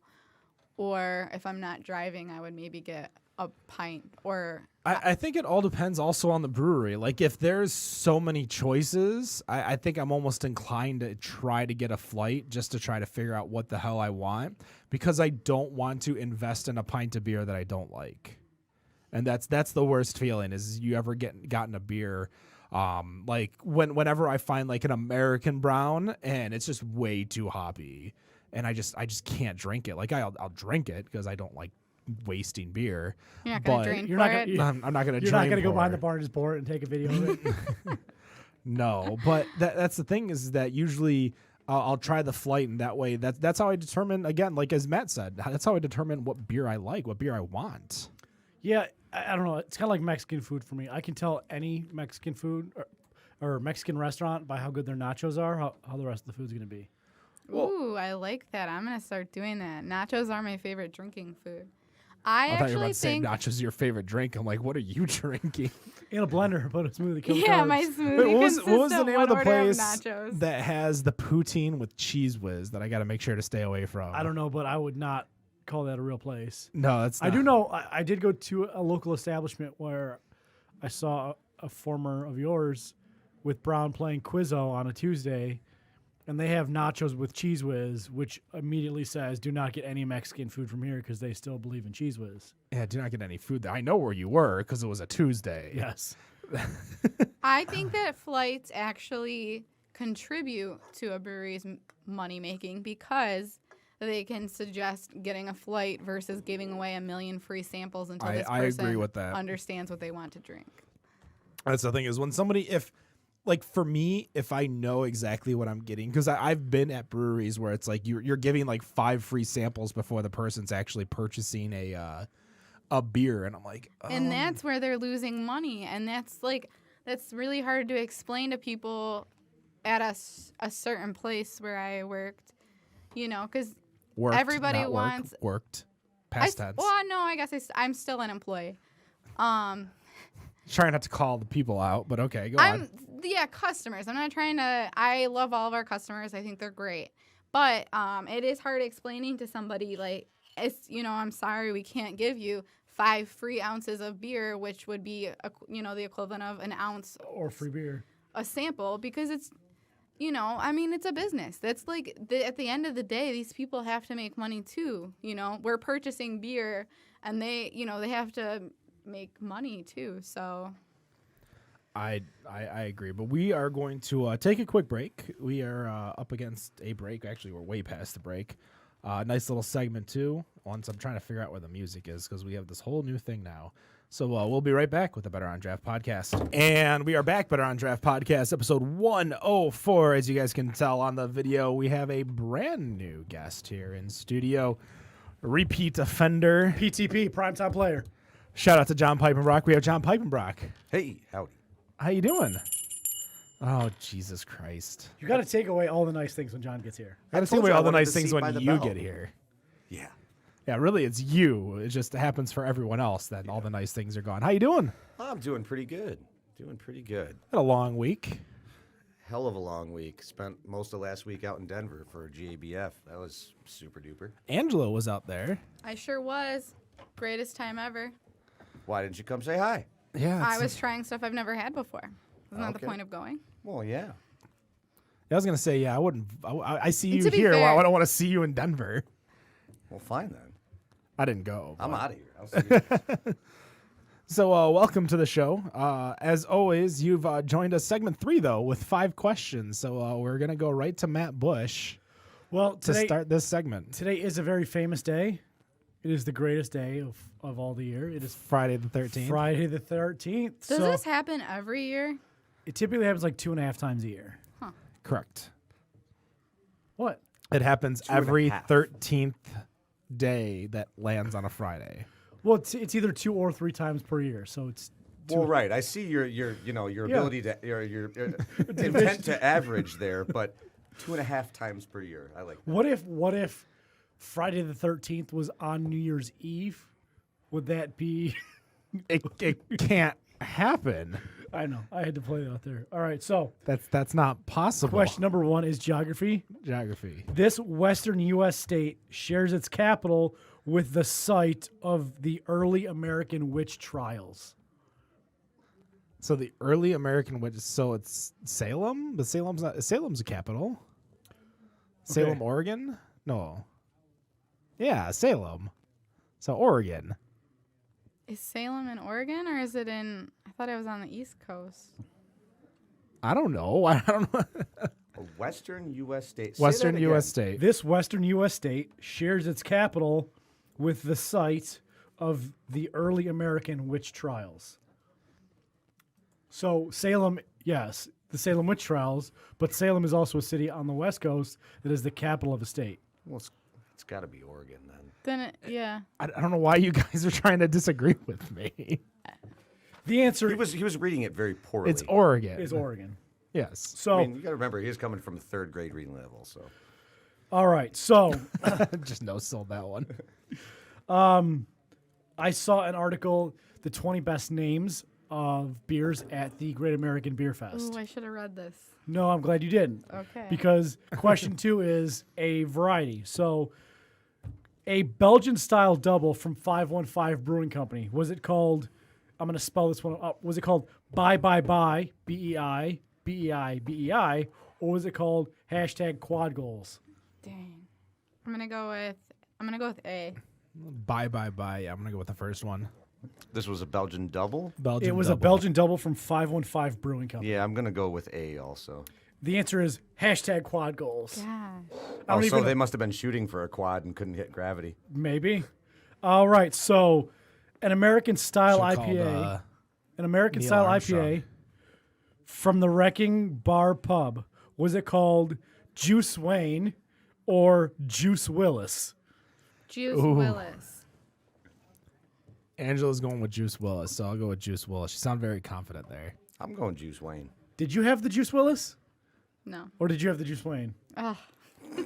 You probably had the Juice Willis, the dry hopped with a vengeance. Juice Willis is the correct answer. Juice Willis, there you go. All right. For historical beer, Atlas Brewing Company produced Should I Stay or Should I Goza or That's How Life Goza. Should I stay or should I goza? Angela seems very confident with these, so I'm gonna go with that. I'm going with that one as Did well. you have the Should I Stay or Should I Goza? Probably not. You might have because that is the correct answer. All right, so under English style extra special bitter by Beguile Brewing Company, was Beguile, it? we've had- Huh? I've been to Beguile. Was it the Yellow Lead Bitter or Can't Find a Bitter Man? I don't recognize any man, of I those names, hate- but I'm going for I- Can't Find a Bitter Man. Yeah, I hate that song, so I'm gonna go with the first. John, you're a rocker. Oh man, yeah, but we're talking about Pearl Jam. What's wrong with Eddie Vedder? Can't find a better man. I was gonna That's what's say, wrong. let's just have an even flow of a podcast here. Good. Your daughter would be upset. Why do I talk to you guys? I'm gonna go with A. All right, you are. John is wrong. Can't Find a Bitter Man. Is Thank the actual you. beer. Dang it. I was the one that got that one right. A South German style Hefeweizen by La Cumbre Brewing Company. Was it called 24 Heaven or A Slice of Heaven? Say that one again. A stout, A South German style Hefeweizen South German style Hefeweizen. by La Cumbre Brewing Company. La Cumbre. 24 Heffen, A Slice of Heffen. A slice of heaven. I'm gonna go 24 Heffen. I'm gonna go Slice, but they should have called it Heffen 17. Angela's correct. Did A you Slice get of that? Heaven. It I sounded did like not. you did. Oh, you got you. Guys All are all right. too young. Last one.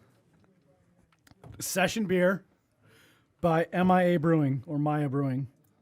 My Little Brony or Ride My Brony. My little. My Little Brony. Yeah, definitely. It is indeed My Little Brony. So did you come up with the alternative I names? did. All right. That's You actually really You impressive. Well done. should get Well paid done. for this. In like 20 minutes, by the way. So I don't know if you Don't need actually to gloat. I don't know if you spelled by in Flemish or Belgian. Flemish probably is correct as BEI, but I think that's the only one I fooled you guys on. I mean, Well, you got Shoe it because of Swain is the quad goals, because Yeah. that threw us off in regards to the double, because we all heard Belgian double. So obviously, John probably got it correct in regards to the fact that they were probably shooting for a quad and missed gravity. so the worrisome howler of truth. That I Oh, got yes, the over here beer. at Wilson. Woo! Is that what's in my cup here? That is what is in your cup. It is a Michigan beer, I hate you so much. and this is the It's most some recent. type of IPA. This is the most recent addition on its Beer Advocate page. Poured into a Nonic pint glass. The appearance was a sturdy burnt dark orange, almost mahogany color, with a finger's worth of white foamy head that glistened and slid off at the mild pace. Slight This pace. is Someone wrote that? The aroma Sounds like beer fanfic. What self-aggrandizing crap? The aroma started florally sweet, taking in the smooth caramel toffee malt tones, running through the overall nose and gathering in a touch of some spicy hops. The flavor was moderately sweet with a nice floral, this style like spiciness gliding into each other and to weave a really nice aftertaste. The mouthfeel was almost medium bodied with a fair sensationability about it. Carbonation felt fine. ABV felt just as good. Some smoothness, but also enough harsh embrace. If anything, nice balance. Overall, this is all around fairly easy drinking beer that is worthy of coming back to. Okay, I got to slide over and scroll back so I can read this. What was the one line? So Glisten- oh, as it's not my as finger? No, there was something so like ridiculously mouthfeel was pedestrian. It was Oh, yeah, the carbonation felt fine. ABV felt just as good. He's been so over the top in all of his other descriptors, and he loses himself on as good. just as good. What the hell is all of that? That's So- word salad. So this is a 3-questioner. Yes. This is a Michigan beer. thank you. I obviously got it at a growler at Wilson's across the street. So please don't go to Wilson's Facebook and say, what beer do you have on tap? Because that would obviously That's fine. tell you what it is. But that was from September 12, 2017. So fairly recent. John, do you have less oral diarrhea on this beverage? Yeah, it's pretty good. It's not as bitter. Yeah, That's so the I kind of smell. for a loop there, didn't Pretty I? sweet and malty for an IPA. Yeah, it's definitely more in the West Coast style. You know, it's got a nice floral aroma to it. You know, a little bit of citrus aroma, but it's definitely got a huge caramely malt character to it. Definitely more in the West Coast style. I don't. Since we're drinking out of red Solo cups, I can't see the color. I No, told that's- I told you it's a dark burnt orange Oh, a dark burnt with a orange. finger's worth of white foamy head. Is that anywhere near mahogany or maybe burnt sienna even? Almost mahogany. Aha! Is how this fine. But is it a gentleman- rich mahogany? It is not, and it does not have leather bound Doesn't books. smell like rich mahogany. And Merlin Olsen does not come over and drink this beer. But Tastes like a solid this beer is to me. the burnt orange IPA. This is definitely an IPA. This is some form of IPA. Like let's be serious here for a second. Like you can smell the fucking hops. Yeah. I'm going double IPA. It tastes like it has some weight to it. I don't think so. You don't think so? No. I would taste a little more bitter if it was double. Like I'm just it's- thinking because of that big malt character. It reminds me of some of the earlier West Coast IPAs stuff. Yeah, like but Racer 5 and what stuff West like Coast IPA is dark red And brewed in Michigan. that. Yeah, good and point. brewed in Michigan? I feel like West Coast. I was assuming always think red. of, like, You said bitter crimson. hops. I don't think when I think West Coast, I think bitter hops, and this isn't very bitter to me. No, but I think the malt is definitely overbearing in regards to it. Like it's so easy to drink. Like this is definitely. I don't know if it's a session IPA. That could be. Could we get like a region of Michigan? We can ask a question. The ABV is 6.60 with 70 IBUs.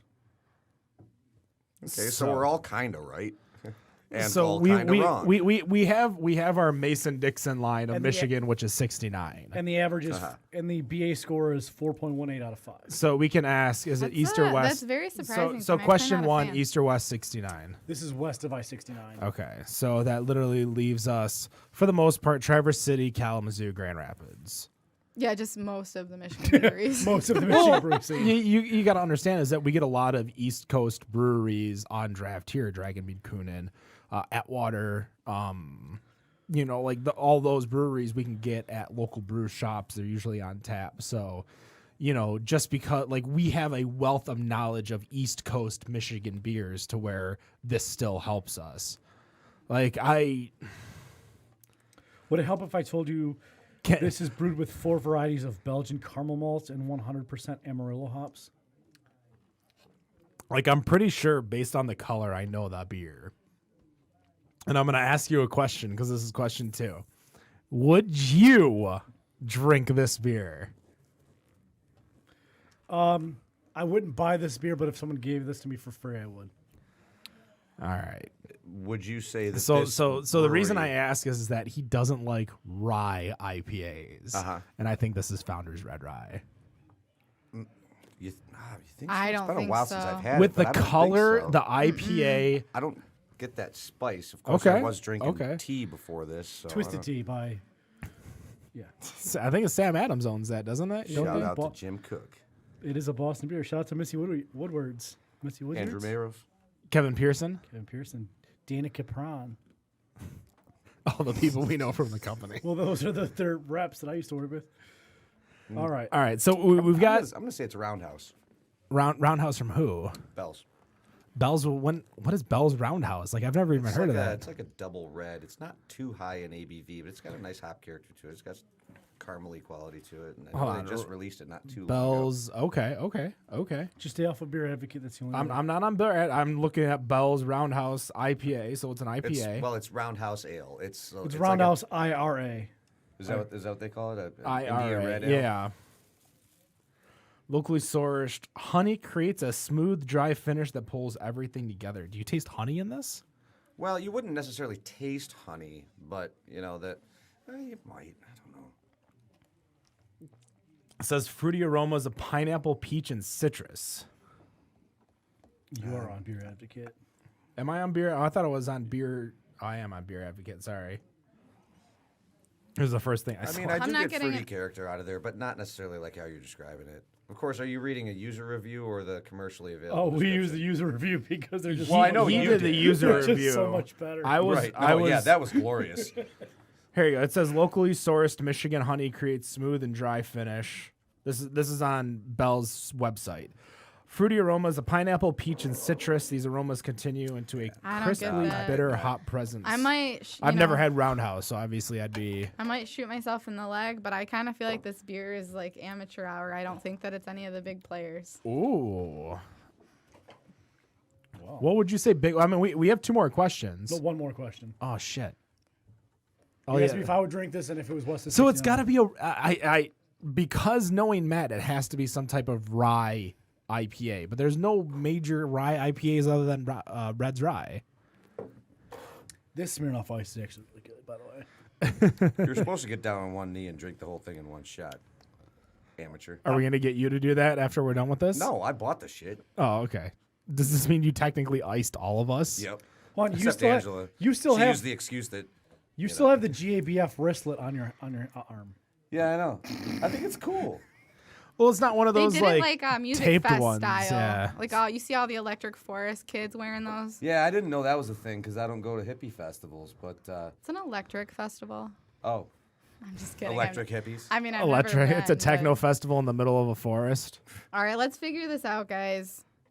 All right, so we got a third I'm question. gonna go with. Is it? Well, hold on. We can. What We do have you one want to more ask? question. I don't want to ask a question. I want to talk amongst us. Okay, go for it. Do we think that it's lower half of the state or upper half of the state? Lower. You think so? I'm just going off of numbers. Kalamazoo and GR versus Traverse City. I almost feel like it could be like a shorts quality. Whoa, fighting words. Ooh. But mean, they there's have 1,000 1,000 different beers, beers so or we'll never shorts. figure out the name. Okay, so we've got one more question. Do we want to try to differentiate if it's upper half and lower half, or do we want to try to do maybe? I mean, Matt won't be able to look up like production numbers real quick. Yeah, I could try something. Ah, man, this is like what do you think, John? I mean, you still have a lot of beer left. I'm almost out. Do we have any more? Because I'm actually No, I poured it all out. I Damn, poured this it to you guys. Want some of mine? Yeah, I'll take some more. I actually like it. Yeah, it's a solid beer. I'm perplexed though. You're perplexed. So you got the citrus notes. You got it's the color is what's dragging me. Like, I hate you guys because I really think I know what it is, but Then both just of you say have it. said. You should Well, no, just we still say we it. have a You've third. been right. You've been the most right out of anyone, so you might as well just use our last one and just go for it. Because we're running out of time anyway. All right, hold on. so- Hold on. Oh, we got as much time as I own this fucking network. No, I own this show. It's my house. This is my house. All right, is this beer a founder's beer? It is. God, I knew it. This is Red Dry. You were Wrong, right. actually. I'm kidding. You're right. I'm like, what other beers are there? All right, you are correct. You had me for a second. There has to be. I'm gonna have to look through All the right, video. Founders Red IPA. Yeah. All right, so question number 4 with Friday the 13th. What is your craziest superstition? Craziest superstition. Oh You should my give us these gosh. questions in the morning so we can come up with good stuff. No, it's better to get you drunk and so you're socially I'm lubricated. not drunk. I was gonna say she's sober as a bird. Well, it wouldn't have helped you out earlier. For me, when I Get play, out of here. Come on. there's no I carbs, can't. It's all sugar. so no carbs. I mean, sugar's good for you. Buddy the Elf said so. Caffeine's all sugar. Those caffeine pills are all sugar.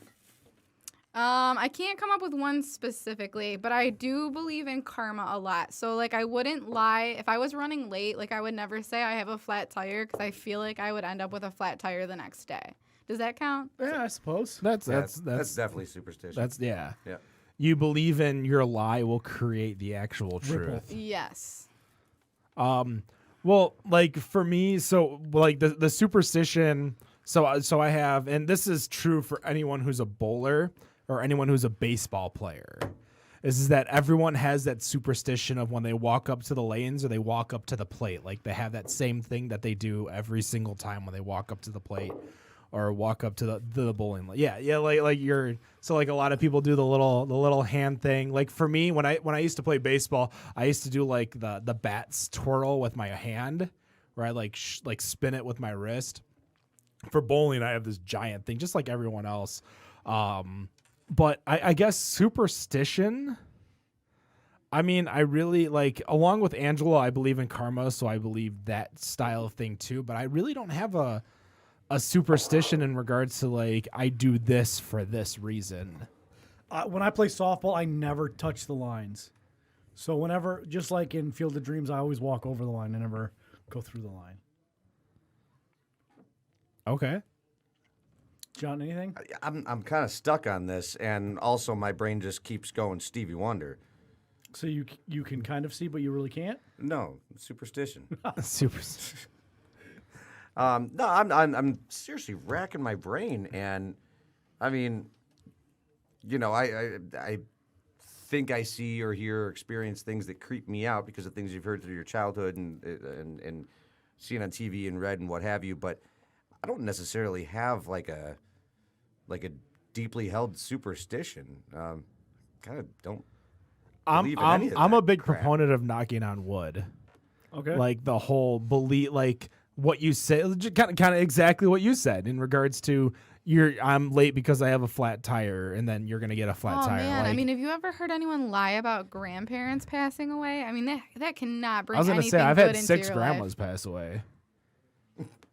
That's a joke because I keep saying that my Yeah, never mind. That's gonna bring something bad into So- your That was a life. joke. Lastly, I hope- Am I the only one that laughed at that? yes, you are. lastly, as soon as I get terrible. home tonight, I'm going to be watching all of the Jason movies back to back to back to back. It's a lot of movies. It's Even actually, Jason X, the much maligned one. Jason X is the most underrated of them. I agree. Because I believe Jason X has the best kill, where he wraps a girl into a sleeping bag and then beats her against the tree. No. Oh shit! Am I thinking of the wrong one? What's the one where he goes to space? Jason X. Is that the same one? Yeah. Okay. He yeah. goes to space. Well, Oh yeah. yeah, it's absolutely ridiculous. It turns out that he's been cryogenically frozen. Yeah, on this is space kind of like station. those. After 9, after they kill him again like 3 times in 9, then they freeze him and then throw him into space, and then Right. he gets on the spaceship. I this- forgot that scene was in Jason X That as was well. the end because it was a hologram. Like, come play with us, and then he like shoves her in a plastic bag. And Yes, that's right. the I funny forgot one. about that. I like the kill scene at the beginning when he shoves the chick's head in the cryogenic liquid and freezes her head and then just smashes the entire thing.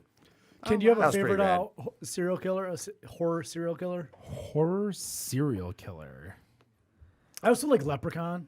Leprechaun in I'm Space was the a great one. leprechaun. What's that movie? Oh, Wayne's Oh, World. Yeah. Leprechaun. That's what I was just trying to think of because there's me like out, a man. like a thug leprechaun that was just Yeah, Leprechaun in the Ghetto. Oh, Leprechaun in the in the hood. Hood. Oh, Yeah, in the yeah, Hood. yeah. And then there's Leprechaun And- back to the hood. I was thinking in my mind, I'm like, what is that movie with the elves? That's like a horror Another movie. fun, 2 fun stories about that. Leprechaun, the original, was the introduction of Jennifer Aniston to the world. Yes. Number Whoa. 2, the same guy who plays Leprechaun was also the Ewok, the fluffy little Ewok. Warwick Davis. Yeah. Who was also in Willow. Exactly. Like for me, Who was probably a huge actor in England. Yeah. Well, I mean, probably Chucky. huge. That's Chucky? all. Chucky would probably be my like serial killer character movie franchise. I got into like the Jennifer Tilly Chucky, the Chucky, Bride of Chucky. What was the other Cult one? of Chucky. No, not Cult. The one prior to it wasn't Child's Play 3, but it was Chucky's The Return of Chucky, Revenge of Chucky, maybe. I don't remember. I don't know. He was then the coach. I'm more into like psychological thrillers and like I know I've talked about the Horror. Mothman prophecies on this. That's a great movie. like I'd rather watch Insidious than watch Saw. Like What about like that's have you seen The Fourth Kind? the fourth kind. It's about aliens in Alaska. I don't think so. Go see download that next on your YouTube channels. Okay, fourth kind. The Fourth Kind. The fourth kind. What are the third and second kinds? Well, there's 4 kinds of contact with aliens, seeing them, and then the third kind is interacting with them or noticing them. I don't know. It was who's the asshole? Steven Spielberg did the third kind. Tales of the Third Kind. Close Encounters of the Third Kind. Yeah, that's where they actually make direct contact Yeah. with the aliens. And then the fourth kind is like you're literally interacting with them. Like it's face to face, and yeah, like they probe you and shit. it's one of those things where it's got live footage versus reenacted footage, and like supposed aliens in the house with people. It's pretty gnarly. You're not going to sleep for a few hours after you watch that film. Yeah, I'm looking at the stuff right now, and the Rotten Tomatoes are pretty interesting for Yeah, that's a fourth kind, 19%. it's a good movie. The audience score was 40 still. Ugh. I'll check it out. I got nothing to do. 2.5 hours. $25 million box office. I'm curious what it made at that point. God, I'm guessing 6. Man, you lost me at 2.5. I don't do things Like- over 1.5. I meant like. It's got the chick from Resident. Resident Evil in it. Well, They do side by side versus they reenact the side by side. So they like have the actual recording of the psychologist, and then they have someone act as the psychologist, and it's crazy. Like they have the actual like the dash cam footage of a dude in his house when he like goes kaboom, and then they reenact at the same time, and it freaks you out. I'm curious what I know Rotten Tomatoes always has terrible ratings for comedy movies. Like all the comedy movies that I love always have terrible. But it looks like all these horror movies are really rated like low. So I'm trying to pull one that You know what I really hated was when they relaunched Jason, like when they redid the whole franchise with it wasn't Rob Zombie. He did the Michael Myers. Oh, Rob Zombie. House of a Thousand Corpse. Yeah, that it's kind of gross. traumatized me for years. But they made Jason Voorhees into a weed proprietor, and he was like guarding his marijuana crops at Crystal Lake. That was kind of stupid. That was really stupid. That was. And then one of the Miles most- Teller was in that film. It was one of the most poorly done reboots of a franchise. It was Yeah. absolutely horrendous. Are you a Miles Teller fan or something? He's kind of grown on me. Like It's such a like small. fungus. He's such a small town actor. I feel He's like. not. But He's literally in everything these days. really. I should go see some movies. He 'cause was like a I modern-day actually really Kevin like Bacon. him. No, he's not. He's like the modern. He's like the current, like Matt Damon or the current Matt Damon, where he just like finds his way. Like Wow, they- he's really come. He's really come along. He's in this new movie where he's the hotshot firefighters in Granite City where they all died because Only the Brave. Home of the Brave. He's Only the Brave. yeah, and then he's already in another war movie, and then he was just in that boxing movie, and then he was in War Dogs. He was in Whiplash. That's the one that I. That's what obviously I was everyone thinking He was Yeah. knows also him from. in Freddy vs. Jason, which is a great film. That was pretty good. That I was- wanted to hate that, but it was good. Oh man, I waited my entire life to see that film, and when it came out, I can remember reading Fangoria magazine back in 1987, and they're like, "Could there be a Freddy and Jason matchup?" But, oh man, could there be? I remember, yeah. But you know what? I'm always kind of biased towards Michael Myers because it seems like there's more of a plot line in those movies. Yeah. It seems like it's a movie with a serial killer as opposed to I'm just gonna go slash people. Well, and Friday the 13th started off that way too, with a very good plot line. It was very interesting. The original, at least the two, part one and part two, and you get to the end of, or 3/4 of the way through the original Friday the 13th from 1980, and it turns out that it's the mom that's the killer. And if you're seeing that as someone who was born in the mid to late 80s, early 90s, knowing who Jason is, and then watching that for the first time, it surprises the hell out of you because you're assuming to see some dude with a hockey mask jump out, and turns out it's this crazy old lady. Yeah, I remember seeing 6 where they dropped the hockey mask in it, and then Jason Takes Manhattan was great. Well, they 6, 7, 8, 9 were made great. so one of the things, and I never got into like the Freddy Krueger, the Halloween movies, anything like that, Nightmare on Elm Street. But there was the crossover with Ash with Evil Dead that they did, at least in a comic that I know of. So Freddy versus Jason versus Ash. Did Ash win? I have no idea. I didn't read them. I just know it He was a would have comic. to. I mean, he's an actual hero as opposed to a villain or anti-hero. So, funny little fan fiction trivia. In Jason Lives number 9, there's a scene where I guess the beginning of the movie, spoiler alert, 20 years later, 25 years later. So this one lady traps Jason, and literally an army just unloads AK bullets on him, and they take him to a hospital to dissect him, and a doctor eats his heart to reborn a Voorhees. And there are 2 guards standing outside of the door. They have a double swing door entering into the OR. And the first one that gets killed by the doctor who has eaten Jason's heart and assumed his power is the guy that plays Jason in 6 of the 9 movies, Kane Hodder. There's Damn. 9 of those movies. There's actually 14 at this point. I There's can a count on lot. one hand how many horror movies I've seen. Horror movies? Yeah. I love them. I'll see every one of them. You don't like horror movies at all, or you just don't watch them? I don't like them. I don't like watching people get cut up. That's weird. It's all fake. It's not It real. it doesn't Well, sit right with me. I agree with you in the fact that I don't like what I always refer to as gore porn, like your Hostel, Gore your porn. Yeah. So Jigsaw. it's like a porn with people dying. Yeah, so like I'm more into your Paranormal Activity, Insidious, those types of movies. Annabelle, that are more. Those are all like mostly like Japanese style, though, aren't they? Like they're reboots from Japan. Some of them Like are Insidious, reboots, Annabelle. but it's We're it's learning more, so much about each other tonight. it's more the psychological thriller in regards to paranormal thriller. So is that like it's Hannibal? Not well, I mean Hannibal, you really never see anything. Like They're you as good as Murder by Numbers. what's like Zodiac. Zodiac's more of a thriller because you're Oh, the following Ted Cruz movie. the Ted Cruz movie. It was so funny. So I remember American Horror Story had Hotel, the season Hotel, and they had like the 31st when like people who are dead can like roam the streets and move wherever. And the guy who played the Zodiac killer, technically, like I guess the guy who everyone thinks is a Zodiac killer, Ted Cruz. not Ted Cruz. It's the guy who plays Drew Carey's brother in the Drew Carey show. Oh, I can't Steve think of his something. name. Yeah. So anyways, he plays John Wayne Gacy doesn't play John Wayne Gacy. He plays Ted Cruz. Twisty the Clown and John Wayne Gacy in the show. But the Zodiac killer has like this blank face because obviously nobody knows who he is. Because he's running for president. That's true. There is. Did you know there's a spiritual sequel to the Zodiac killer, where somebody finds out who the actual Zodiac killer is? Ted Cruz. It's not Ted Cruz. So what? No matter how many times you say Ted Cruz, it's not going to happen. So, you guys have all seen the copious amounts of memes of you've heard of. It says you've heard of, and then it's a picture of the elf on the shelf, and then there's. But have you heard of? Yeah, this and why is this? that a thing? I don't know. But the funniest one I ever saw, I don't know what the book was. It was a book from our childhood, like early '90s. So your teens.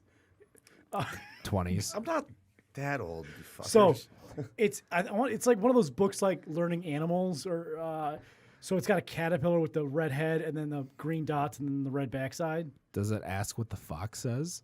No, but it says you'll never see a funnier elf on a shelf till you see this one, and then it's Ted Cruz's head on a caterpillar. It's the Zodiac killer on a caterpillar. It's literally it's All right, we're done. We're done. Thank you very much for joining us, Better on Draft Podcast. Thank you to our sponsors, Brown Iron Brew House, Zatuna Liquor, and North Center Brewing over in Northville, Michigan. John, thank you very much for showing up a little late. We appreciate it. We appreciate the Smear-It-Offs. Don't forget, if you are a student of Schoolcraft College, we're giving away $2,000 for our scholarship to 3 lucky people. $2,000 total, not $2,000 each. Don't be too greedy. We only have so much money. But that's going to do it for us. We appreciate you listening. We appreciate you checking us out. Don't forget to like us on Facebook, Better on Draft, Twitter, Better on Draft, YouTube, Better on Draft, Instagram, Better on Draft, Untapped Bod Podcast, and Twitch Bod Podcast. No matter what you think of your beer, we think it's Better on Draft. Have a good night.